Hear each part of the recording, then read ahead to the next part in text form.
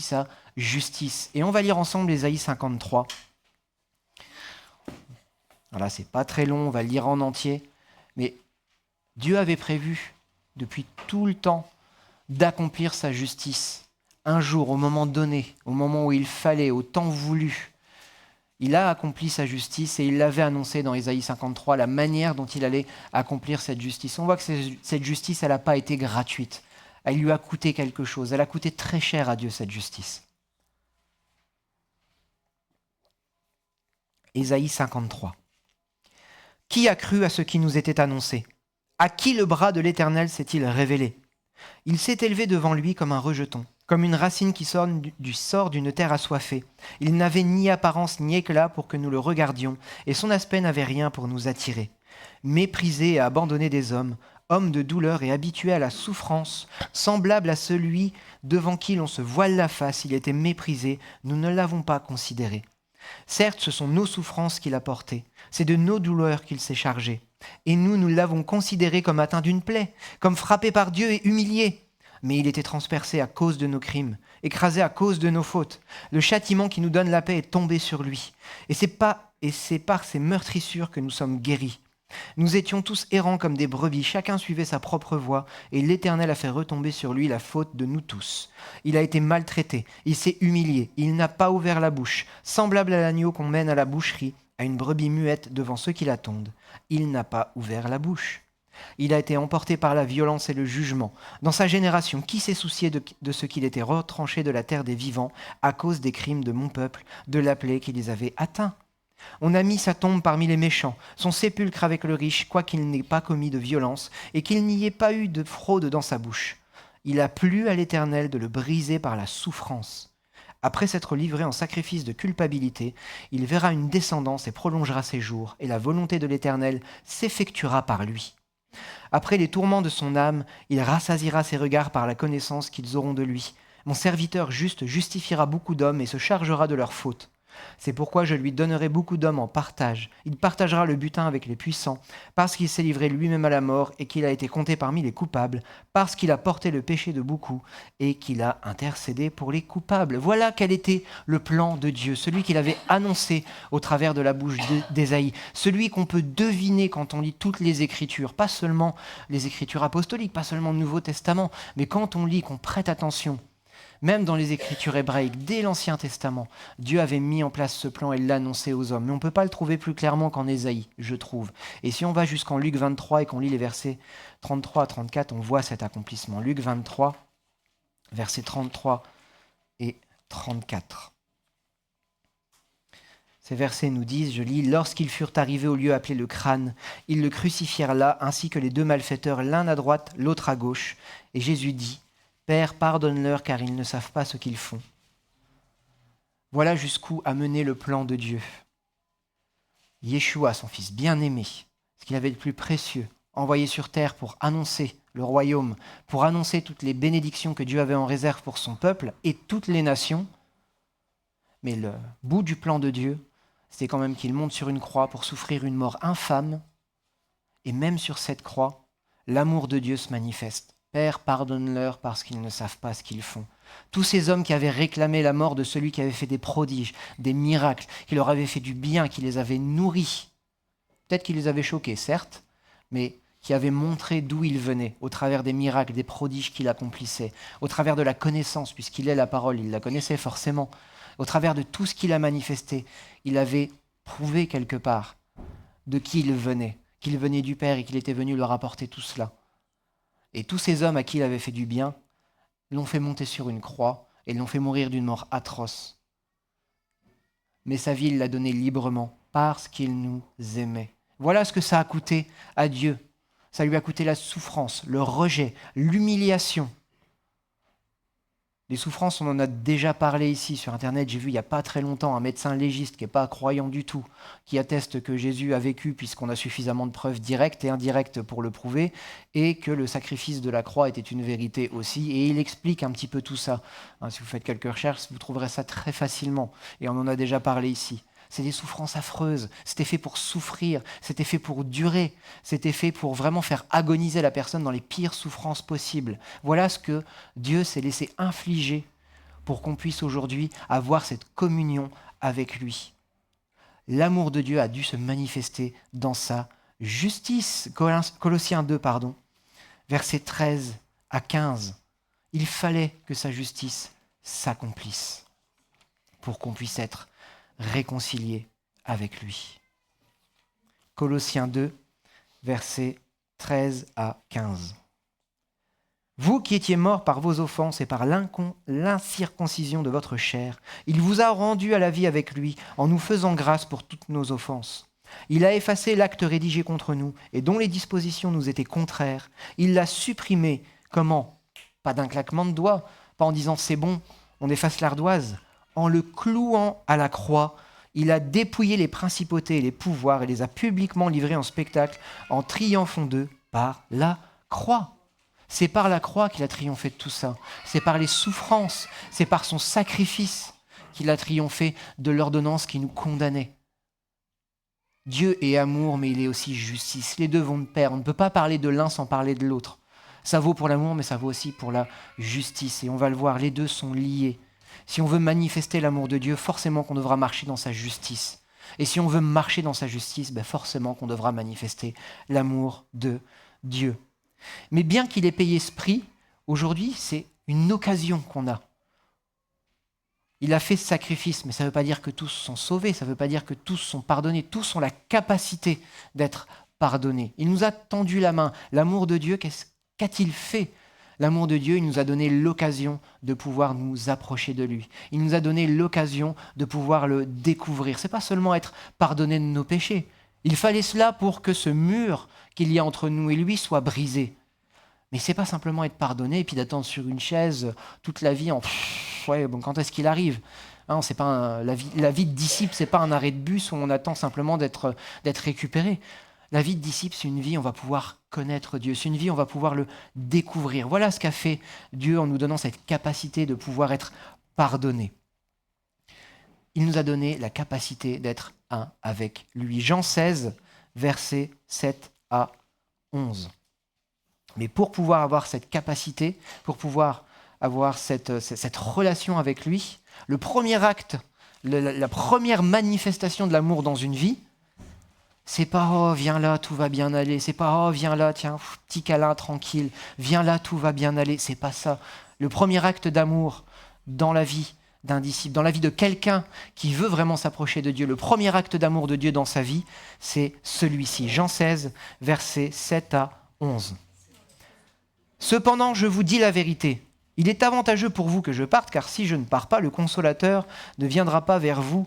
Mais si je m'en vais, je vous l'enverrai. » Alors le Consolateur, qu'est-ce qu'il fait ? Est-ce qu'il nous console ? Et quand il sera venu, il convaincra le monde de péché, de justice et de jugement. De péché parce qu'il ne croit pas en moi. De justice parce que je vais vers le Père et que vous ne me verrez plus.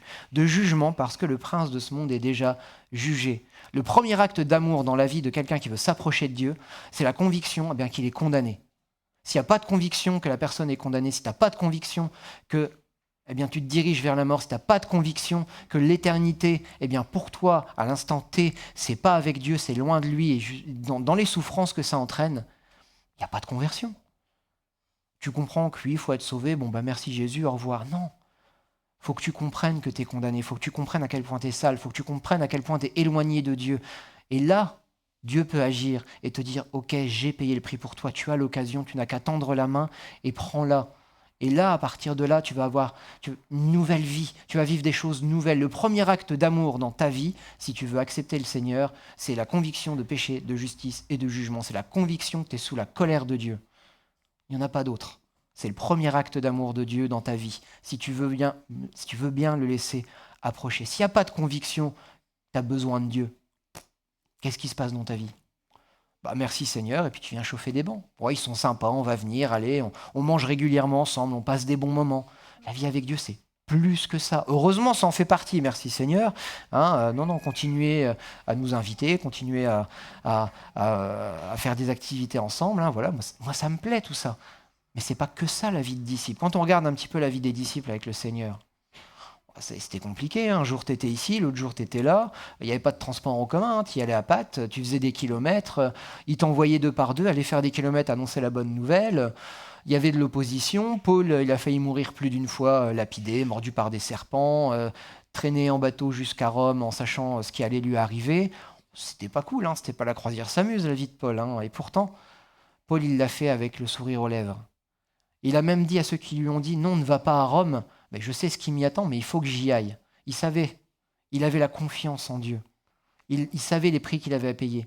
Il savait surtout ce qui l'attendait après. Il avait reçu cette conviction sur le chemin de Damas que ce qu'il faisait était mal, qu'il était loin de Dieu, et il avait accepté de payer les prix pour se rapprocher de lui et rentrer dans les plans que Dieu avait pour lui. Le premier acte d'amour pour Paul, ça a été de le rendre aveugle. Si demain quelqu'un arrive, vous rend aveugle volontairement, vous jette un produit dans les yeux en disant « c'est pas grave, tu vas recouvrer la vue dans quelques jours », la première pensée qui vous vient, c'est « tiens, il m'aime celui-ci ». Moi non. Pourtant, l'acte d'amour de Jésus, ça a été de l'aveugler pour l'humilier, pour lui faire comprendre qu'il n'était pas sur la bonne voie et que lui allait le remettre sur la bonne voie. Amen. Est-ce qu'on comprend ces choses-là ? L'amour de Dieu se manifeste premièrement dans une vie en te convainquant que tu es loin de lui et en te disant « regarde où tu es ». C'est pas « viens, tout va bien aller, viens mon petit, tout va bien ». Non, c'est pas ça. C'est pas ça que Dieu fait en premier dans une vie. Dieu est obligé de te détruire, mais Dieu est obligé de te montrer là où tu en es pour pouvoir t'amener là où il veut que tu sois. S'il ne fait pas cet acte dans ta vie, ta conversion, il n'y a pas de conversion. Il n'y a pas de changement d'état. Profondément, tu restes le même, sauf que tu vas peut-être le dimanche à l'église, le dimanche après-midi, tu manges avec des gens, dans la semaine, tu te vois, tu rigoles bien, et puis dès que ça va pas, tu boudes, tu viens plus. Puis tu reviens quand même parce que c'est quand même sympa là-bas, on mange. C'est pas ça la vie de disciple. S'il n'y a pas une véritable conversion dès le départ, les prix à payer après, tu ne les payeras pas. Et pourtant, l'amour, c'est essentiel. C'est la base de notre vie. C'est la base de notre fonctionnement. Et c'est tellement la base que le premier commandement que donne l'Éternel, c'est un commandement d'aimer. On voit ça en Matthieu 22, versets 37 à 38, parole de Jésus. Matthieu 22, versets 37 et 38, qui nous disent « Jésus lui répondit, je vais même prendre le 36, « Maître, quel est le grand commandement de la loi ?» Jésus lui répondit « Tu aimeras le Seigneur ton Dieu de tout ton cœur, de toute ton âme et de toute ta pensée. » C'est le premier et le grand commandement. Le premier commandement de l'Éternel, c'est un commandement d'amour. Tu m'aimeras, moi. De toute ton âme, de toute ta force, de toute ta pensée, tout ce que tu es doit être dirigé vers cet amour que tu dois manifester pour moi. Et pourquoi est-ce qu'il dit cela ? Parce que si tu aimes plus les choses de ce monde ou que tu aimes plus quelque chose d'autre que Dieu, tu vas t'accrocher plus à cette chose qu'à Dieu et tu vas te perdre, tout simplement. Parce que si tu dois perdre ce que tu aimes, si tu dois perdre cette chose que tu aimes plus que Dieu et que tu t'y accroches pour ne pas la perdre, eh bien finalement, tu vas t'accrocher à cette chose et tu vas t'éloigner de ce que Dieu avait préparé pour toi et tu pourrais même peut-être perdre ton salut. Voilà pourquoi il faut aimer Dieu plus qu'autre chose. Mais ce premier commandement, le plus important, quand on a réalisé l'impact que Dieu avait eu dans notre vie, eh bien, Dieu veut qu'on s'accroche à lui. Et comment, encore une fois, dans la justice. Jean 14, versets 15 à 21. Oui, d'ailleurs, Jésus n'a pas été chercher ce commandement n'importe où. Si vous voulez, vous pouvez retrouver ce commandement, c'est en Deutéronome 6, verset 5. Les paroles de Christ sont toujours ancrées dans les paroles que Dieu a données à son peuple. Jean 14, verset 15 et verset 21. Cet amour qu'on doit manifester, cet amour pour Dieu qu'on doit manifester, c'est un amour qui se traduit dans la justice. C'est dans une manière de vivre juste que cet amour se produit. Jean 14, je vais le prendre aussi, sinon ça ne va pas aller. Jean 14, verset 15, puis le verset 21. « Si vous m'aimez, vous garderez mes commandements. » C'est tout simple finalement. Jésus dit à ceux qui sont en face de lui, à ses disciples, « Si vous m'aimez, vous garderez mes commandements. » Si vous m'aimez, vous vivrez un petit peu comme vous voulez, vous penserez à moi, vous m'apporterez des fleurs, vous m'enverrez des chocolats. Non, si vous m'aimez, vous garderez mes commandements. Et eux, ils les connaissaient, les commandements. Ils avaient la lecture de la Torah depuis qu'ils étaient tout petits. Donc forcément, ils les connaissaient, les commandements de Dieu. Et Jésus leur dit, tout ça, c'est passé, on oublie. Non, il leur dit au contraire, si vous m'aimez, vous garderez mes commandements. Verset 21, celui qui a mes commandements et qui les garde, c'est celui qui m'aime. Celui qui m'aime sera aimé de mon Père. Moi aussi je l'aimerai et je me manifesterai à lui. Encore une fois, l'amour de Dieu est imbriqué avec sa justice. Parce que c'est ce qu'il est. Il est amour, il est justice. Et on ne peut pas l'honorer, on ne peut pas montrer, manifester qu'on l'aime si on vit n'importe comment. L'amour de Dieu, il se manifeste dans nos vies au travers des commandements qu'on garde.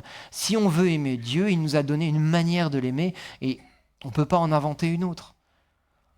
Donc aimer Dieu, c'est garder ses commandements, c'est les mettre en pratique, c'est marcher dans sa justice, chercher le royaume et sa justice. Et tout le reste vous sera donné en plus. Si on veut marcher comme ça, l'amour de Dieu se manifestera dans notre vie. C'est ce que nous dit ce verset 21. Si vous gardez mes commandements, celui qui m'aime, c'est celui qui garde mes commandements. Celui qui garde mes commandements est aimé de mon Père, et je l'aimerai aussi, et je me manifesterai à lui. Qui ne veut pas voir Dieu agir dans sa vie ?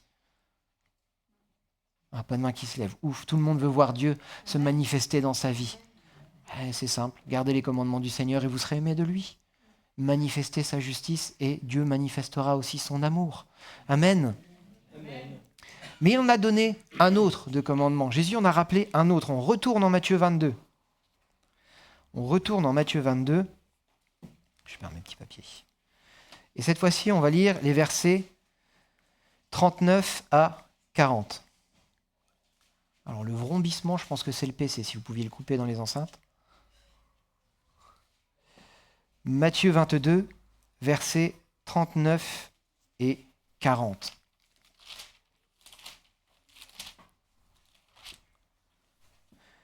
Et voici le second, donc c'est la suite de ce qu'on a lu tout à l'heure. Donc il lui a dit, le premier, le grand commandement, c'est celui d'aimer Dieu. Et voici le second qui lui est semblable. Tu aimeras ton prochain comme toi-même. De ces deux commandements dépendent toute la loi et les prophètes. Et là encore, Jésus ne le sort pas de son chapeau, ce verset, ce commandement. Si vous allez en Lévitique 19 et que vous laissez le verset 18, tu aimeras ton prochain comme toi-même, il est là. Tu aimeras ton prochain comme toi-même. Et ça commence par qui ? Ceux que Dieu a placés autour de nous. On a commencé déjà par nos frères et nos sœurs. Et Jésus dit encore cette chose extrêmement importante, Jean 13, versets 34 et 35. Jean 13, versets 34 et 35. « Je vous donne un commandement nouveau, aimez-vous les uns les autres comme je vous ai aimé, vous aussi aimez-vous les uns les autres. » Pourquoi ? Oui, on avait compris, mais qu'est-ce que ça va avoir comme impact ? À ceci, tous connaîtront que vous êtes mes disciples, si vous avez de l'amour les uns pour les autres. Mais comment est-ce qu'on manifeste l'amour de Dieu pour le monde quand nous on l'a reçu ? À commencer déjà entre tous ceux qui ont reçu cet amour. On doit se manifester cet amour les uns aux autres. On voit à quel point l'amour est essentiel et basique. Si un disciple veut vivre de la manière dont Dieu veut qu'il vive, il va falloir qu'il mette en pratique l'amour de Dieu. Il va falloir qu'il mette en pratique les commandements de Dieu, à commencer vis-à-vis de ses frères et de ses sœurs. Comment peux-tu dire que tu aimes Dieu, toi qui n'aimes pas ton frère que tu vois ? Comment tu peux dire que tu aimes Dieu que tu ne vois pas si tu n'aimes pas ton frère que tu vois ? Mais c'est tellement basique, l'amour de Dieu. On pense savoir, oui, l'amour, on en a entendu parler, merci Seigneur, tu nous as sauvés sur la croix, oui, l'amour, tu vas me donner ce dont j'ai besoin, mais l'amour, c'est une responsabilité aussi. L'amour, c'est une responsabilité dans le sens où on doit manifester cet amour de Dieu, et que cet amour de Dieu, il passe par la manifestation d'une vie juste. Et on voit que cet amour, il n'est pas centré sur soi. L'amour de Dieu, il ne peut pas être centré sur soi, parce que si on cherche tout le temps son propre intérêt, les gens qui, finalement, n'ont pas d'intérêt pour nous, on va les mettre de côté. Pourtant, Dieu nous dit, aime ton prochain comme toi-même. Parfois compliqué d'aimer son prochain quand il ne veut pas de nous. C'est parfois compliqué d'aimer son prochain quand il nous fait des crasses. Et pourtant, Dieu nous dit que celui-là, on doit aussi l'aimer. C'est un amour qui est porté sur l'autre. Et Dieu nous l'a manifesté, cet amour, en ne prenant pas cas de ce qu'il était et de ce qu'il aurait pu faire. Jésus, d'un claquement de doigts, il passait au travers du châtiment qui lui était préparé. Dans le jardin de Gethsémani, qu'est-ce qu'il a prié ? Père, Si c'est possible, éloigne de moi cette coupe. Et il n'y a pas été la fleur au fusil sur la croix. Il savait ce qui l'attendait. Il a même sué du sang. Il a sué eau et sang, tellement il était stressé, tellement il était angoissé parce qu'il l'attendait. Mais il a dit que ta volonté soit faite. Et il y est allé. Non seulement parce qu'il aimait le Père, mais parce qu'il nous aimait nous. Et il nous a tellement aimés que sur cette croix, à ceux qui étaient en face, à son Père, il a dit « Pardonne-leur parce qu'ils ne savent pas ce qu'ils font ». La profondeur de l'amour de Dieu. Voilà quel doit être notre amour pour notre prochain et pour notre frère et pour notre sœur. Et on en est bien loin. Pourquoi ? Parce que comme le disait Vincent, on est encore porté sur nous-mêmes. On est encore dans des temps où on marie nos enfants, on est encore dans des temps où on a un certain confort. Mais le Seigneur nous avertit, ce confort, ce temps où on pourra faire des plans pour nos vies, quelque part, faire nous notre popote à nous et puis faire la popote du Seigneur aussi, ces temps ils vont vite disparaître. Il va falloir qu'on s'occupe bien plus de faire les affaires du Seigneur que nos propres affaires. Parce qu'on n'aura plus le temps, on n'aura plus l'énergie, on n'aura plus les moyens de faire et les affaires du Seigneur et nos affaires. Il va falloir qu'on se concentre un peu plus sur ce que le Seigneur veut dans nos vies, si on veut vraiment voir la bénédiction de Dieu. Mais la bénédiction de Dieu, pourquoi est-ce qu'on ne la veut pas dans nos vies, souvent ? Parce que cette bénédiction, elle est aussi accompagnée d'épreuves. Elle est accompagnée de prix à payer. Qui veut encore payer les prix que le Seigneur nous dit qu'on doit payer ? Jésus ne l'a jamais caché. Oui, tu auras au centuple dans cette vie présente des biens, des frères, des sœurs, des maisons. Il ne nous a pas caché que ça irait aussi avec les persécutions. Oh, quel Dieu d'amour ! Ouais, prends ta croix et suis-moi. Tu ne seras pas mieux loti que moi, nous dit aussi la parole. Le serviteur n'est pas mieux loti que son maître. Oh, quel Dieu d'amour ! Et pourtant, cet amour, il nous demande de l'avoir. Pourquoi ? Parce qu'il l'a eu pour nous. Amen. Il faut vraiment qu'on en soit conscient. L'amour de Dieu, quand on l'a reçu, c'est une responsabilité. On doit le garder en nous et on doit le manifester. Jean 17, versets 20 à 23. Qu'est-ce que ça va produire dans nos vies ? Qu'est-ce que Jésus veut finalement au travers de tout ça pour nous ?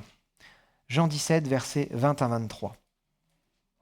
« Ce n'est pas pour eux seulement que je prie, mais encore pour ceux qui croiront en moi par leur parole, afin que tous soient un, comme toi, Père, tu es en moi et moi en toi, qu'eux aussi soient un en nous, afin que le monde croie que tu m'as envoyé. Et moi, je leur ai donné la gloire que tu m'as donnée, afin qu'ils soient un comme nous sommes un, moi en eux et toi en moi, afin qu'ils soient parfaitement un et que le monde connaisse que tu m'as envoyé et que tu les as aimés comme tu m'as aimé. » Puis 25 et 26. « Père juste, encore une fois, le monde ne t'a pas connu, mais moi je t'ai connu, et ceux-ci ont connu que tu m'as envoyé. Je leur ai fait connaître ton nom, et je leur ferai connaître, afin que l'amour dont tu m'as aimé soit en eux, et que moi je sois en eux. » C'est pas juste aimer pour faire des bonnes actions. C'est pas les bonnes actions qui intéressent le Seigneur, c'est l'unité. Alors bien sûr que les bonnes actions que Dieu nous a préparées de toute éternité, ces plans qu'il nous a préparés pour chacun d'entre nous, doivent se réaliser. C'est ça, marcher dans la justice. Mais ça a un but, nous rapprocher de lui, nous faire de nous une unité avec le Seigneur, pour qu'on soit un avec lui. Dieu veut pas juste être là-bas, tout loin, et puis nous envoyer des missives. Tu dois aller voir un tel, stop, merci de me faire un rapport, stop. Non, c'est pas Dieu ça. Dieu va avoir cette intimité avec nous. Il veut être près de notre cœur. Il veut qu'on soit un avec lui. Pas simplement lui ici et nous là. Il veut vraiment qu'on ait cette communion, cette intimité, cette unité avec lui. Pourquoi ? Parce que sinon on ne sera pas capable de manifester son amour. À peine mourrait-on pour injuste, nous dit cette parole, et c'est vrai. Alors pourquoi est-ce qu'on irait se donner de la peine pour quelqu'un qui, aux yeux du monde, n'en vaut pas la peine ?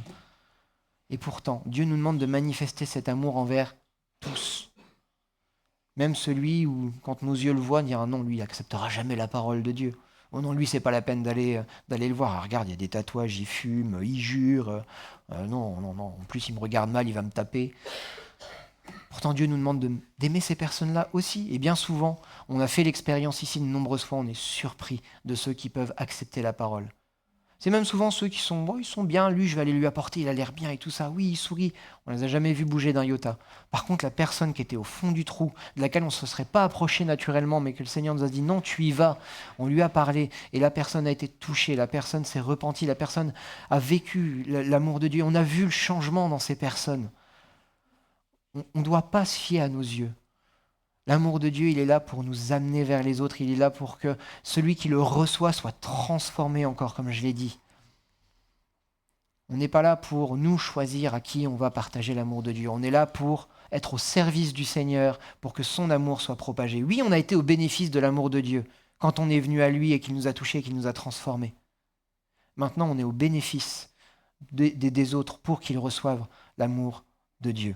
Amen. Cette unité que Dieu veut.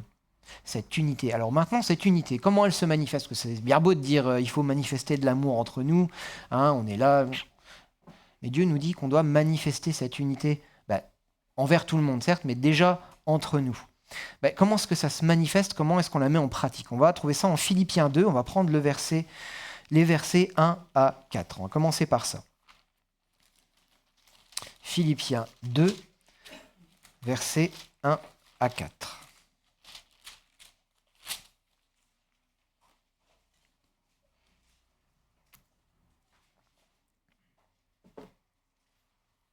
S'il y a donc quelque consolation en Christ, s'il y a quelque encouragement dans l'amour, s'il y a quelque communion de l'esprit, s'il y a quelque compassion et quelque miséricorde, mettez le comble à ma joie afin d'avoir une même pensée. Ayez un même amour, une même âme, une seule pensée. Ne faites rien par rivalité ou par vaine gloire, mais dans l'humilité estimez les autres supérieurs à vous-même.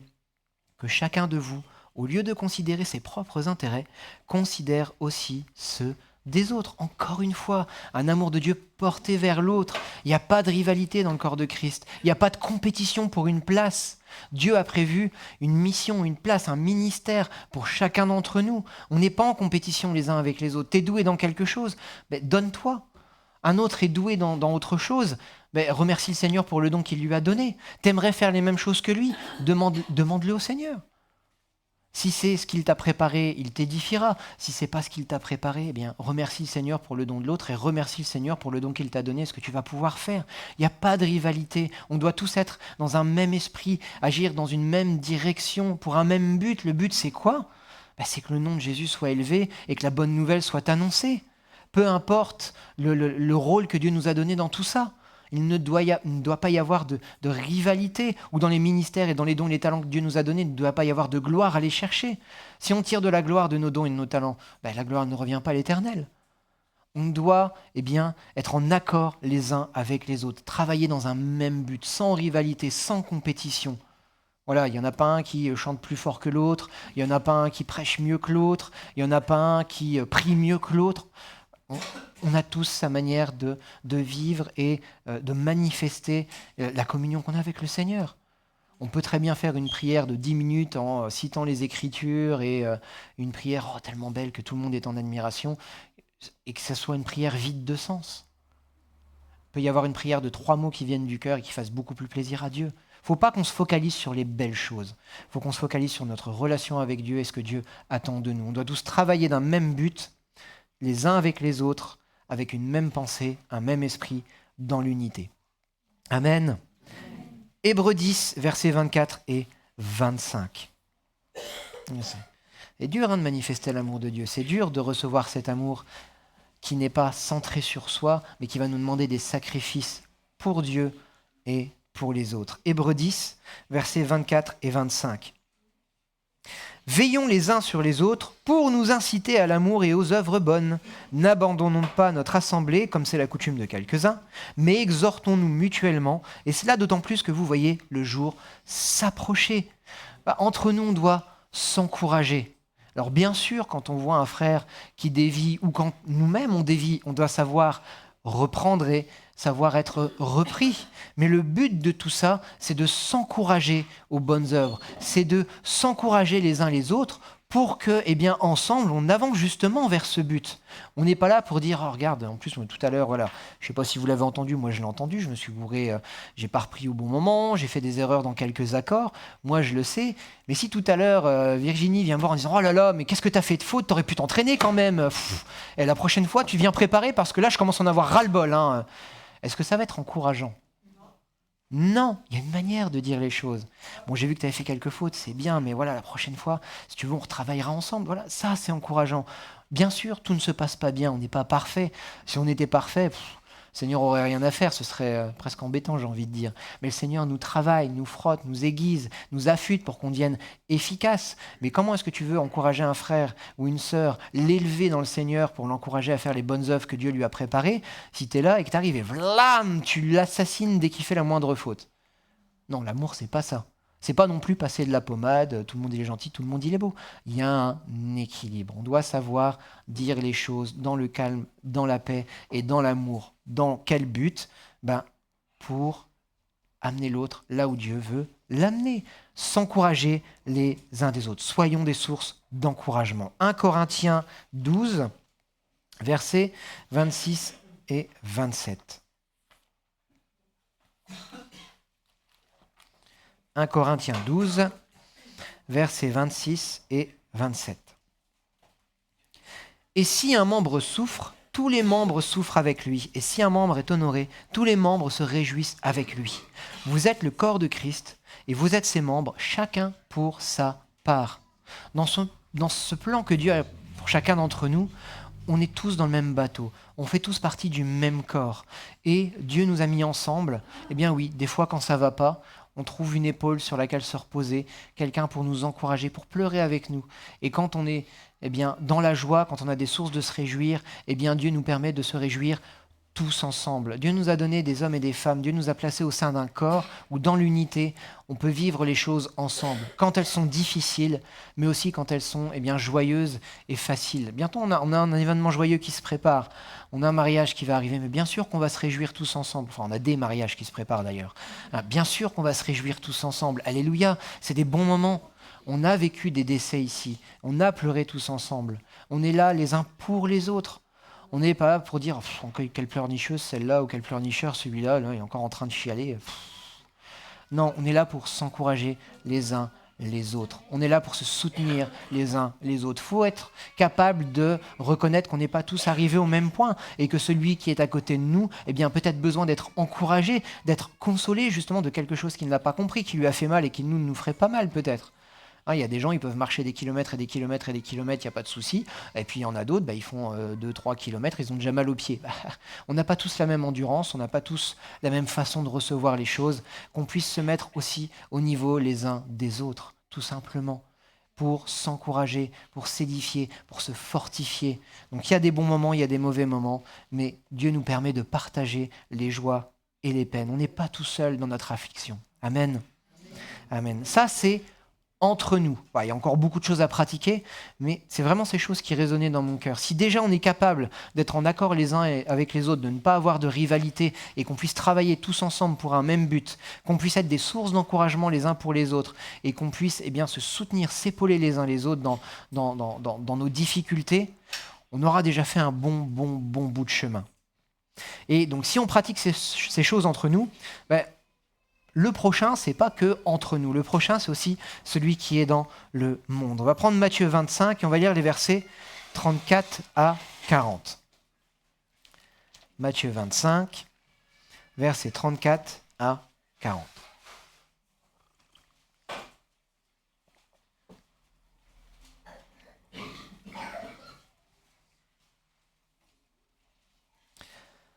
Alors le roi dira à ceux qui seront à sa droite: venez, vous qui êtes bénis de mon Père, recevez en héritage le royaume qui vous a été préparé dès la fondation du monde. Car j'ai eu faim et vous m'avez donné à manger. J'ai eu soif et vous m'avez donné à boire. J'étais étranger et vous m'avez recueilli. Nu et vous m'avez vêtu. J'étais malade et vous m'avez visité. J'étais en prison et vous êtes venus vers moi. Alors les justes lui répondront: Seigneur, quand avons-nous vu avoir faim et nous t'avons donné à manger, ou avoir soif et t'avons-nous donné à boire? Quand avons-nous vu étranger et t'avons-nous recueilli, ou nu et t'avons-nous vêtu? Quand avons-nous vu malade ou en prison, et sommes-nous allés vers toi ? Et le roi leur répondra, en vérité, je vous le dis, dans la mesure où vous avez fait cela à l'un de ces plus petits de mes frères, c'est à moi que vous l'avez fait. On ne sait pas qui du dehors sera celui qui sera accepté par le Seigneur. On doit être capable de pratiquer l'hospitalité. On doit être capable d'aller vers ceux qui en ont besoin, de pouvoir répondre aux besoins de ceux qui sont dans le besoin, justement. On doit être capable de faire ces choses. Pourquoi ? Parce qu'en faisant ces choses, on démontre, on manifeste l'amour que Dieu a pour les gens. Et une fois cet amour manifesté, ça porte du fruit. Tu vas parler à un SDF, il est dans la rue, il a faim, il a soif, il a nulle part où aller, il n'y a personne qui lui parle parce qu'il sent mauvais. Tiens, Dieu t'a sauvé, hein. Au revoir, merci. C'est ça l'amour que tu vas manifester à cette pauvre personne. Par contre, si tu prends même 5 minutes pour lui parler, pour s'inquiéter de sa situation, de comprendre un petit peu ce qu'il traverse, d'aller avec lui acheter à manger, d'aller avec lui pour peut-être, voilà, il n'y a plus de chaussures, une paire de chaussures, allez, c'est 30, 40 euros, qu'est-ce que c'est ? Quel impact ça peut avoir dans la vie d'une personne ? Cette personne-là, qu'est-ce qu'elle va retenir de ça ? Enfin quelqu'un qui m'a parlé, enfin quelqu'un qui m'a vu. Et là, il y aura un cœur disposé à recevoir l'amour de Dieu. Si on passe, Dieu t'aime, pamphlet. Dieu t'aime, pamphlet.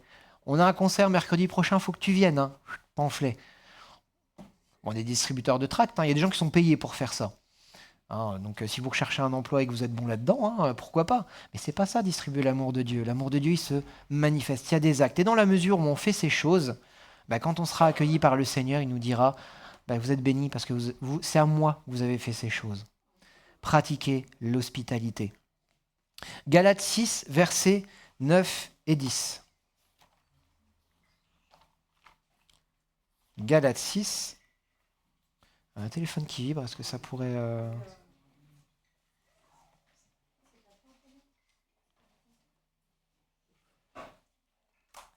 Galates 6, versets 9 et 10. Ne nous lassons pas de faire le bien, car nous moissonnerons au temps convenable si nous ne nous relâchons pas. Ainsi donc, pendant que nous en avons l'occasion, pratiquons le bien envers tous et surtout envers les frères en la foi. Donc ne nous lassons pas de faire le bien. Parfois on est découragé, parfois on est fatigué, parfois on en a marre, parce que c'est tout le temps, on est dans la continuité des choses, on n'arrête pas, à un moment on aimerait bien, il y en a marre maintenant, j'aimerais bien être tranquille, mais ne nous lassons pas de faire le bien. Galates 6, versets 9 et 10. Pourquoi ? Parce que tout ce qu'on aura semé, ça va prendre racine. Tout ce qui aura pris racine, Dieu fera grandir. Et au temps convenable, Dieu nous permettra de moissonner tout cela. Nous ou quelqu'un d'autre. Celui qui moissonne n'est pas toujours celui qui sème, mais ça portera du fruit. Alors ne nous lassons pas. Quand nous avons une occasion de faire le bien, saisissons-la. Matthieu 5, versets 43 à 45. Matthieu 5, versets 43 à 45. Et celle-ci, elle est compliquée. Vous avez entendu qu'il a été dit, tu aimeras ton prochain et tu haïras ton ennemi. Mais moi, je vous dis, aimez vos ennemis, bénissez ceux qui vous maudissent, faites du bien à ceux qui vous haïssent et priez pour ceux qui vous maltraitent et qui vous persécutent. Alors vous serez fils de votre Père qui est dans les cieux, car il fait lever son soleil sur les méchants et sur les bons, et il fait pleuvoir sur les justes et sur les injustes. L'amour de Dieu a été manifesté pour tous, c'est pas à nous de décider à qui il doit être manifesté. Et ça, c'est compliqué. Quand on vous veut du mal, quand on vous fait du mal, même pour ces personnes, Dieu nous dit, si c'est pour l'évangile, tendez l'autre joue. Celui qui veut ta chemise, donne lui-même ton manteau. Si c'est pour l'évangile, accepte de souffrir l'injustice. Aimer même ses ennemis. C'est compliqué. Et pourtant, c'est là aussi que le Seigneur nous attend pour manifester son amour. Dans l'espérance que même cet ennemi, même cette personne qui vous veut du mal, même cette personne qui ne veut pas entendre parler de Dieu, qu'on n'a rien à faire, qui est même un ennemi de Dieu, même cette personne-là, le Seigneur veut la toucher. Et ce qu'il veut faire au travers de vous, c'est changer sa vie et changer son cœur. Notre responsabilité, C'est pas que cette personne, elle accepte le message. Notre responsabilité, c'est que cette personne, elle le reçoive. Encore une fois, le don gratuit de Dieu, c'est la vie éternelle. On le reçoit pas, c'est une responsabilité personnelle. Mais nous, notre responsabilité, c'est de même manifester l'amour à ceux qui nous veulent du mal, au nom de l'Évangile. Je ne vous dis pas de vous laisser faire si vous vous faites dépouiller de tout, mais pour l'Évangile, le Seigneur nous demande de même subir l'injustice. Amen. Il y a des amens quand même, alléluia. L'amour de Dieu, on l'a vu, c'est pas un amour qui est centré sur nous. C'est pas un amour qui est centré sur notre bien-être. L'amour de Dieu, c'est un amour qui est centré sur son prochain. C'est un amour qui est centré sur celui qui est en face de nous. Dieu nous demande de voir celui qui est en face de nous comme plus important que nous-mêmes. Pourquoi ? Parce que si cet amour fait son travail et touche le cœur de celui qui est en face de nous, la parole de Dieu nous dit que dans les cieux, il y a plus de joie pour un méchant qui se repent que 99 justes qui n'en ont pas besoin. C'est pas que les justes, Dieu ne les aime pas, mais les justes, ils sont sauvés, ils ont la vie éternelle, ils sont déjà dans la joie du Père. Le méchant qui donne sa vie, lui, il était perdu. Et Dieu se réjouit qu'une personne qui était perdue ait accepté de se réconcilier avec lui. Amen. Il faut vraiment qu'on n'oublie pas ça, qu'on puisse vraiment se mettre ça dans la tête. Il y a plus de joie dans les cieux. Est-ce qu'on partage vraiment la joie du Seigneur quand on voit quelqu'un qui se convertit? On dit, bon allez, un de plus, personne suivante. Non, il y a de la joie dans les cieux. Il y a de la joie quand quelqu'un a compris qu'il était perdu et qu'aujourd'hui il est retrouvé. Il y a de la joie. On se rappelle de cette image du fils prodigue qui revient au père, comment le père s'est déjà laissé dépouiller. Le fils est parti avec la part de l'héritage, donc il l'avait déclaré comme mort. Il a dépensé tout ça en prostituées, en jeux, en plaisir de la vie. Et quand il est dépouillé, il revient en disant « je vais au moins travailler pour mon père, comme ça je mangerai ». La première pensée humaine qui vient, c'est le père, il va le recevoir, lui mettre un coup de pied au derrière et puis il va l'envoyer bouler. Qu'est-ce que fait cet homme, ce père, quand il le voit revenir? Il lève sa robe et il court vers lui. Peu importe le déshonneur qu'il a subi, peu importe le mal qu'il a eu dans son cœur, son fils qui était mort est revenu à la vie. Et Dieu se réjouit de la même manière quand un méchant se repent. Il faut vraiment qu'on ait ça en tête, il faut vraiment qu'on partage cette joie, qu'on ait ce désir de vouloir vivre cette joie. Si c'est juste un travail où on pointe, allez, aujourd'hui j'ai fait 25 portes, j'ai parlé à 45 personnes, j'ai distribué 48 pamphlets, allez, j'ai rempli mon quota. C'est pas ça la vie avec Dieu. Être rempli de l'amour de Dieu, c'est avoir compassion des âmes qui sont en face de nous. C'est avoir compassion de ceux qui sont autour de nous. C'est envie de voir ceux qui sont autour de nous s'élever même plus haut que nous pour qu'ils puissent briller pour Dieu encore plus que nous. C'est le désir d'amener une nouvelle génération à Dieu pour qu'ils puissent vivre des choses encore plus grandes. L'amour de Dieu, il n'est pas centré sur nous. L'amour de Dieu, il est centré sur celui qui est en face de nous. Matthieu 16, versets 24 et 25. L'amour de Dieu, c'est quelque chose qui se vit. Alors Jésus dit à ses disciples, si quelqu'un veut venir après moi, qu'il renonce à lui-même, qu'il se charge de sa croix et qu'il me suive. Quiconque en effet voudra sauver sa vie la perdra, mais quiconque perdra sa vie à cause de moi la trouvera. Tu es plus attaché à ton confort, tu es plus attaché à ta vie, tu es plus attaché à ce que tu as sur terre. Ta vie, tu la perdras. Pourquoi ? Pas parce que Dieu ne t'aime pas, mais parce que tu es loin de Dieu. Par contre, si tu acceptes d'abandonner ta vie à Dieu, de dire « Ok, ce que je suis, je te le remets, je m'abandonne complètement, malgré les difficultés, malgré les souffrances, malgré l'abandon, malgré le rejet, malgré tout ce qui pourra me tomber dessus, eh bien, ta vie, tu la sauveras dans l'éternité. Et dès maintenant, dès aujourd'hui, tu auras la paix et la joie qui sont les arts de l'esprit. Pourquoi ? Parce que tu n'es pas un arrêt de bus à attendre la mort et que Dieu vienne te rechercher. Voilà, on n'est pas dans un mouroir, on n'est pas dans une antichambre à attendre que le temps passe. On est dans une vie de communion avec le Seigneur. On est dans une vie où on va vivre les choses du royaume dès maintenant, avec les souffrances. Dieu ne nous l'a pas caché, mais dans son amour dès maintenant et dès aujourd'hui. Amen. Celui qui aime sa vie la perdra, mais en pratiquant la justice, en étant juste selon Dieu, en gardant les commandements du Seigneur, en les aimant et en les mettant en pratique, eh bien cette vie, on l'aura pour l'éternité. Amen. Et ça, Paul, pourtant, le démarrage de Paul, je vous l'ai dit tout à l'heure, frappé d'aveuglement. Mais t'es qui, toi, pour me résister ? Un petit vermisseau tout petit, t'es qui pour me résister ? Boum, aveugle.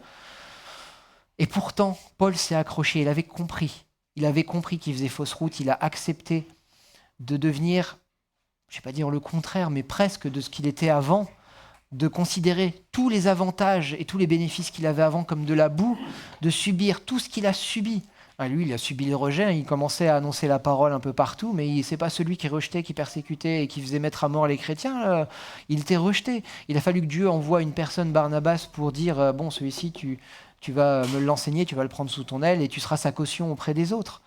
Et pourtant, quelle grandeur de ce ministère de Paul, qu'est-ce qu'il a pu accomplir. Sans Paul, on ne serait pas là, tout simplement.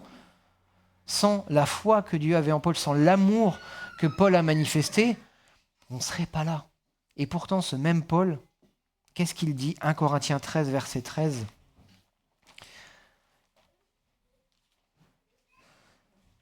Paul nous dit, « Maintenant donc, ces 3 choses demeurent, la foi, l'espérance, l'amour. Mais la plus grande, c'est l'amour. » Il avait compris que sans l'amour de Dieu, il ne se passe rien. Tu peux être le plus grand des prophètes, faire les meilleures prières, avoir le plus merveilleux don à la louange, tout ce que tu veux dans tous les ministères. Quand tu seras devant le Seigneur, non seulement ses couronnes, tu les lui rendras, mais en plus, de tout ça, tu ne seras plus.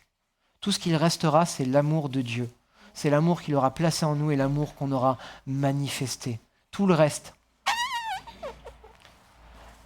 n'est au service que de la propagation de l'évangile. Ici, tu as le meilleur des enseignants en face de toi, il ne vaut pas plus que toi dans les yeux du Seigneur.